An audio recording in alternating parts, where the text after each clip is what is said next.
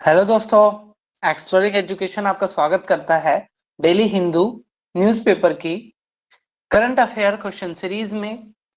इसी सीरीज के तहत आज हम बात करेंगे 12 सितंबर के हिंदू न्यूज़पेपर से आपके एग्जाम के लिए क्या क्या बेनिफिशियल क्वेश्चन हो सकते हैं। पहला क्वेश्चन कह रहा है कि वो कौन सी कंट्री है जिसके साथ हमने वेस्ट कोस्ट रिफाइनरी प्रोजेक्ट पे साइन किया है अभी G20 में। तो G20 मीटिंग के दौरान हमने कुछ कंट्री स्पेसिफिक भी अपने एग्रीमेंट करे हैं, जिसमें वेस्ट कोस्ट रिफाइनरी का जो प्रोजेक्ट है उसमें हमने सऊदी अरेबिया के साथ किया है। G20 के बारे में अगर हम बात करें तो इसका जो बजट था, ठीक है, जो अभी जो खर्च हुआ है तो वो आपका 41,000 करोड़ हुआ है। और इसके अलावा अगर हम बात करें, ये वाली समिट भारत में हुई है। इसके बाद की, इससे पहले की जो समिट थी वो बाली यानी कि इंडोनेशिया में हुई थी। चलो, नेक्स्ट क्वेश्चन कह रहा है कि which statement is wrong about Rajasthan canal project. देखो, राजस्थान जो भारत का एरिया के हिसाब से सबसे बड़ा राज्य है, जयपुर जिसकी राजधानी है, अशोक गहलोत इसके सीएम हैं, कलराज मिश्र इसके गवर्नर हैं। इसके अलावा भारत का जो हॉट डेजर्ट है थार, वो भी राजस्थान में ही देखने को मिलता है। इंदिरा गांधी कैनाल के बाद से राजस्थान, जो पहले एक सूखाग्रस्त राज्य होता था, उसकी कंडीशन अब सुधर गई है। तो यहाँ पर अगर हम बात करें तो अभी यहाँ पर ना क्या है, 13 नए डिस्ट्रिक्ट बनाने का प्रस्ताव भी आया था।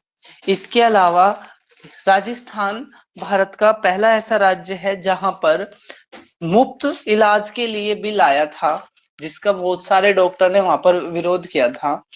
जिस बिल में ये था कि किसी को भी, चाहे सरकारी हो चाहे प्राइवेट हो, इमरजेंसी इलाज से मना नहीं किया जाएगा।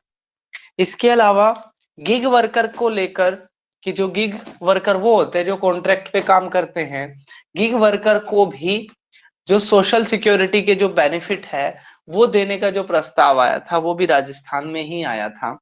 तो अभी ये जो चर्चाओं में है, अभी ये चर्चाओं में किस वजह से है कि राजस्थान कैनाल प्रोजेक्ट को लेकर है।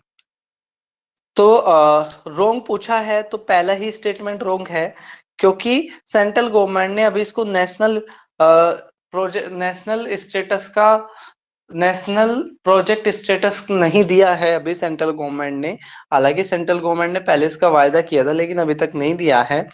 बाकी स्टेटमेंट इसके सही है कि ये 13 डिस्ट्रिक्ट को बेनिफिट करेगा।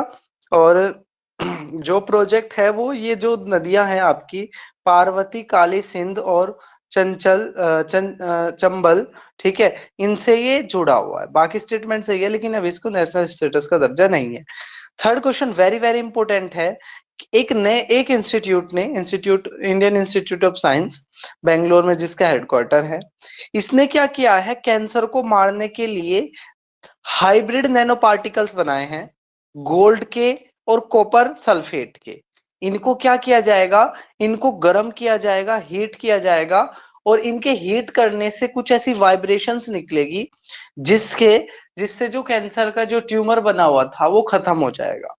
तो ऐसा किसने बनाया है, इंडियन इंस्टीट्यूट ऑफ साइंस ने ऐसा बनाया है। ठीक है, इंडियन इंस्टीट्यूट ऑफ साइंस ने ये बनाया है, आपको याद रखना है। और कौन कौन से पार्टिकल यूज हो रहे हैं आपसे पूछ लेंगे कि इंडियन इंस्टीट्यूट ऑफ साइंस ने एक नया वो बनाया है जिसके तहत नैनो पार्टिकल्स की मदद से कैंसर को ठीक किया जाएगा। तो उसमें कौन कौन से मेटल यूज होंगे, तो गोल्ड और कॉपर सल्फेट। नेक्स्ट कह रहा है ग्रीम्स लॉ है एक, और ग्रीम्स लॉ ये कहता है कि bad money derives out good money, यानी कि अगर इकोनॉमी के अंदर बैड मनी आ गई तो वो धीरे धीरे क्या करेगी, जो अच्छी मनी है उसको सर्कुलेशन से बाहर कर देगी। ठीक है, करेंसी डुप्लीकेशन जब होना शुरू हो जाता है तो धीरे धीरे क्या होता है, जो बैड मनी है वो सर्कुलेशन में आ जाती है और अच्छी मनी वहां से बाहर निकल जाती है। इसको क्या कहते हैं, ग्रीम्स लॉ कहते हैं। नेक्स्ट कह रहा है what is the total expenditure, ये हमने देख लिया था G20 के दौरान। ठीक है, क्या है, 4,000 एक 4,000 एक 4,000 100 करोड़ रुपए का खर्च आया है। ठीक है, इसका जो बजट रखा गया था वो रखा गया था 990 करोड़। जबकि इससे पहले जो बाली इंडोनेशिया में एक समिट हुई थी, ठीक है, उसका जो खर्च था वो था 364 करोड़ का। अगला कह रहा है how many persons the Shanti Swarup award for 2022।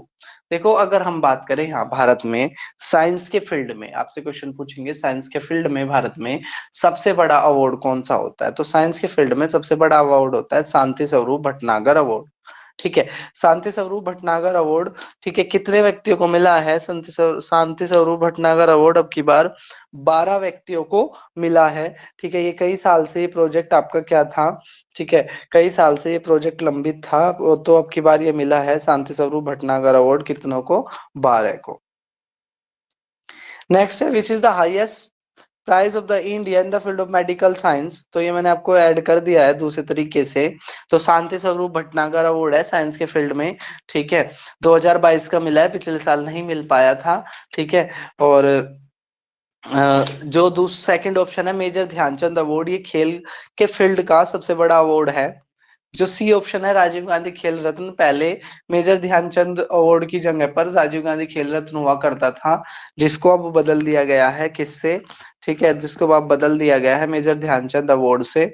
ठीक है, अगर हम बात करें डी की, तो डी की कह रहा है अशोक चक्र अवार्ड। तो अशोक चक्र अवार्ड क्या है? शांति के क्षेत्र में मतलब जब शांति छाई हो उस टाइम पर, ठीक है, जो अपनी फोर्सेस से जुड़ा हुआ सबसे बड़ा अवार्ड होता है कौन सा? आपका अशोक चक्र अवार्ड। नेक्स्ट कह रहा है which public sector unit is going to produce indigenous laptop and mini. अब देखो कि जनरली क्या होता है कि हम दूसरे कंट्री पे डिपेंड होते हैं लैपटॉप मोबाइल वगैरह के लिए, लेकिन एक भारत की पीएसयू पब्लिक सेक्टर यूनिट उनको बोलते हैं जिनका मालिकाना हक सरकार के पास होता है। ठीक है, 51% से ज्यादा शेयर जब तक सरकार के पास होते हैं तो वो पीएसयू कहलाते हैं, पब्लिक सेक्टर यूनिट कहलाते हैं। तो आईटीआई लिमिटेड है जो क्या कर रही है, भारत में अपने लैपटॉप बना रही है। नेक्स्ट है,